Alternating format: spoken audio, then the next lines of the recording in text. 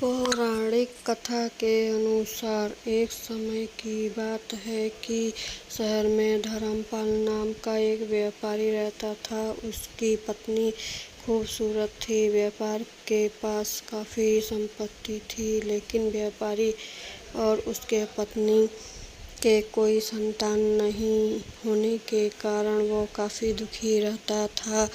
कुछ समय बीत जाने पर ईश्वर की कृपा से उस व्यापारी को एक पुत्र की प्राप्ति हुई। उसका पुत्र अल्पायु था।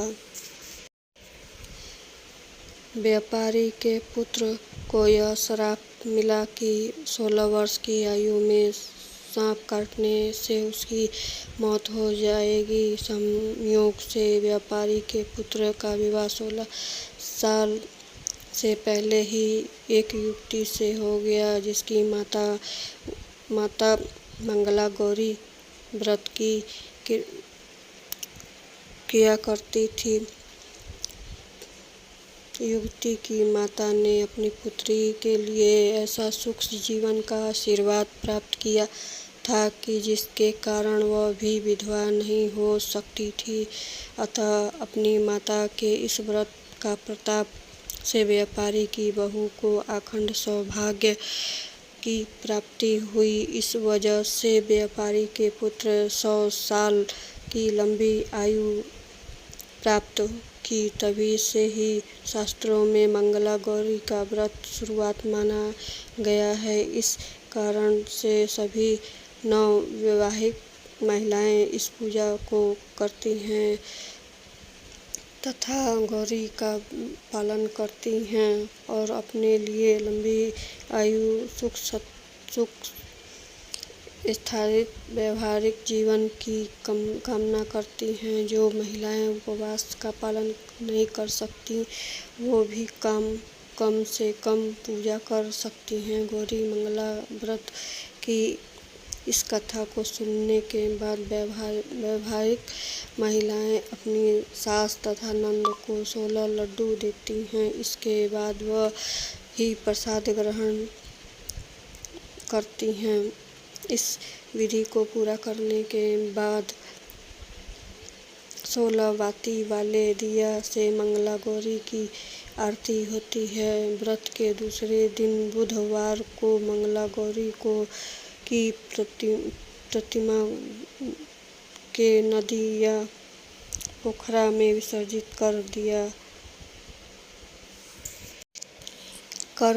दिया जाता है।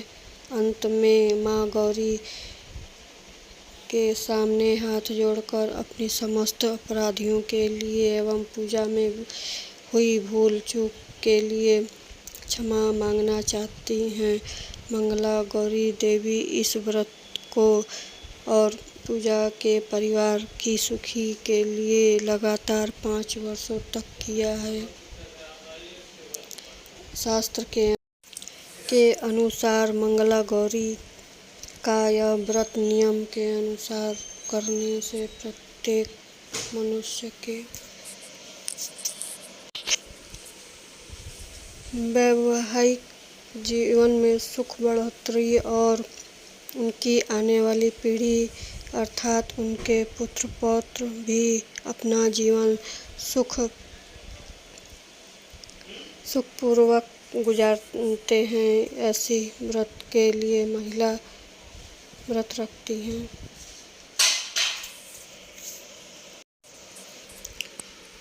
मंगला गौरी का व्रत कथा।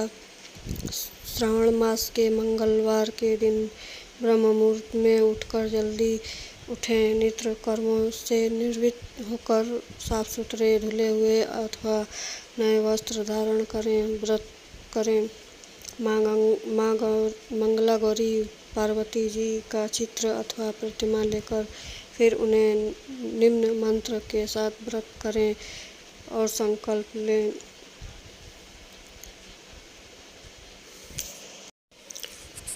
अपने पति, पुत्र, उनकी सौभाग्य, बुद्धि एवं मंगला गौरी की कृपा से प्राप्त करने के लिए इस व्रत का संकल्प कर लेती हूँ। इसके बाद मंगला गौरी के चित्र या प्रतिमा को चौकी पर सफ़ेद या लाल वस्त्र बिछाकर स्थापित किया जाता है। प्रतिमा के सामने एक घी का दीपक आटे से बना हुआ जलाएं। दीपक ऐसा होना चाहिए 16 बत्ती लगाई जा सके। फिर कुमकुम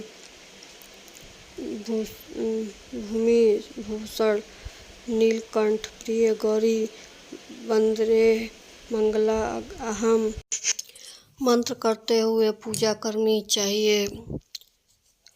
यह कहानी आप लोगों को पसंद आएगा तो प्लीज़ लाइक कर दीजिएगा। धन्यवाद।